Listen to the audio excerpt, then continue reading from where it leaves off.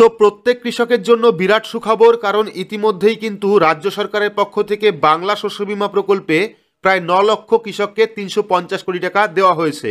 অর্থাৎ আজ থেকেই কিন্তু বাংলা শস্য বীমা প্রকল্পের টাকা কৃষকদের অ্যাকাউন্টে ঢুকবে। তো এই নিয়ে কিন্তু মুখ্যমন্ত্রী নিজেই পোস্ট করেছেন বিভিন্ন সোশ্যাল মিডিয়ার অ্যাকাউন্টে, এবং এখানে দেখতে পাচ্ছেন মমতা ব্যানার্জি তিনি কিন্তু পোস্ট করেছেন আজকেই 3 ঘন্টা আগে, যেখানে বলা হয়েছে, অত্যন্ত আনন্দের সঙ্গে জানাচ্ছি বাংলা শস্য বীমা প্রকল্পের আওতায় আমরা বাংলা 9 লক্ষ কৃষককে সরাসরি তাদের ব্যাংক অ্যাকাউন্টের মাধ্যমে 350 কোটি টাকা আর্থিক সহায়তা প্রদান শুরু করলাম। অর্থাৎ আজকেই কিন্তু টাকা ছাড়া কাজ শুরু হয়ে গেছে। চলতি খরিফ মরশুমে প্রতিকূল আবহাওয়ার কারণে যে সকল কৃষকদের চাষের ক্ষতি হয়েছিল তারাই কিন্তু এই সহায়তা পাবেন। ফসলের বীমার জন্য কৃষকদের কাছ থেকে কোনো রকম টাকা নেওয়া হয় না। অর্থাৎ এই যে বাংলা শস্য বীমা প্রকল্প, এই প্রকল্পে আবেদন করতে গেলে কিন্তু কোনো রকম টাকা খরচা করতে হয় না কৃষকদের, কারণ আলু আখ সহ সব ফসলের প্রিমিয়ামের পুরো টাকা কিন্তু রাজ্য সরকার দেয়। এটাই আমাদের গর্ব যে 2019 সালে চালু হওয়ার পর থেকে কেবলমাত্র বাংলা শস্য বীমা প্রকল্পেই আমাদের সরকার 1,12,00,000 ক্ষতিগ্রস্ত কৃষককে মোট 3,562 কোটি টাকার সহায়তা প্রদান করেছে। অর্থাৎ ইতিমধ্যেই কিন্তু সরকারের পক্ষ থেকে বাংলা শস্য বীমা প্রকল্পের টাকা ছাড়া শুরু হয়ে গেছে।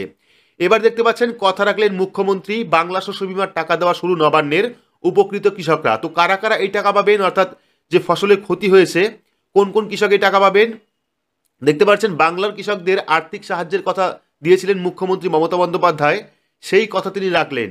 বাংলা শস্য বীমা প্রকল্পের আওতায় 9 লক্ষ কৃষককে অর্থ সাহায্য করার সিদ্ধান্ত নিয়েছিলেন মুখ্যমন্ত্রী, সেই মতো কিন্তু কাজও শুরু করে নবান্ন।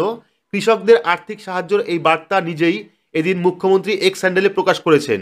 এবার 350 কোটি টাকার আর্থিক সাহায্যের কথা ঘোষণা করা হয়েছিল এই বাংলা শস্য বীমা প্রকল্পের মাধ্যমে। গত বছর রাজ্য একাধিকবার প্রতিকূল আবহাওয়ার কবলে পড়েছিলেন, অর্থাৎ ঝড় বা বন্যার ক্ষেত্রে কিন্তু বিভিন্ন ক্ষতি হয়েছিল।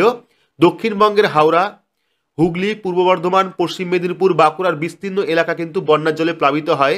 বিঘার পর বিঘা চাষের জমি বন্যায় ডুবে থাকে দীর্ঘ সময়। ধান সহ অন্যান্য মৌসুমি ফসল মাঠেই নষ্ট হয়েছিল।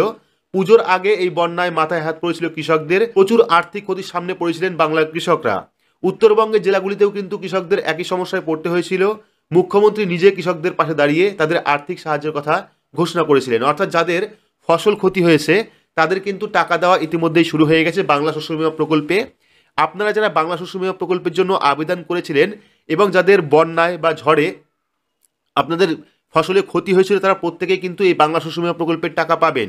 বাকি আপনারা অনলাইন চেক করতে পারবেন, এবং পাশাপাশি আপনারা প্রত্যেকে নিজের ব্যাংক অ্যাকাউন্ট চেক করে নেবেন এবং দেখে নেবেন বাংলা শস্য বীমা প্রকল্পের টাকা আপনার অ্যাকাউন্টে ঢুকলো কিনা। পাশাপাশি আপনারা কমেন্টে অবশ্যই জানাবেন কে কে বাংলা শস্য বীমা প্রকল্পের টাকা পেয়েছেন, কারা পাননি, কারা বাংলা শস্য বীমা প্রকল্পের জন্য আবেদন করেছিলেন। আর এইরকম গুরুত্বপূর্ণ আপডেট সবার আগে পাওয়ার জন্য চ্যানেলটিকে অবশ্যই সাবস্ক্রাইব করে রাখবেন এবং পাশে রাখা বেল আইকনটি প্রেস করে নোটিফিকেশন অল করে রাখবেন। তো ভিডিওটি আজকের মতো এইটুকুই, ধন্যবাদ।